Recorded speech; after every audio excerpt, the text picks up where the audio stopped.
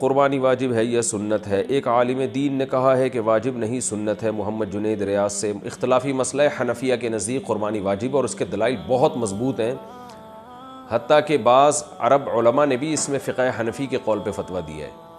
یعنی وہ بھی اسی کو احتیاط قرار دیتے ہیں کہ فقہ حنفی پر عمل کیا جائے اس مسئلے میں، کیونکہ یہ جو حدیث ہے حضرت ابو ہریرہ سے مروی ہے کہ نبی صلی اللہ علیہ وسلم نے فرمایا من وجد سعة لأن يضحي فلم يضحي فلا يقربن مصلانا، جس شخص کے پاس گنجائش تھی قربانی کرنے کی اور پھر بھی وہ اس نے قربانی نہیں کی تو وہ ہماری عیدگاہ کے قریب بھی نہ پھٹکے۔ بعض کہتے ہیں حدیث موقوف ہے، حضرت ابو ہریرہ کا قول ہے، اگر حضرت ابو ہریرہ کا بھی قول ہے تو بھی بحکم مرفوع ہی ہے، تو لیکن صحیح بات حدیث حسن ہے، اور اسی بیس پر بعض عرب علماء کا بھی یہ فتویٰ، شیخ صالح العثیمین جو سعودی عرب کے مشہور عالم ہیں انہوں نے بھی اسی قول کو اختیار کیا ہے کہ احتیاط اسی میں ہے کہ اس معاملے میں وجوب کے قول پر عمل کیا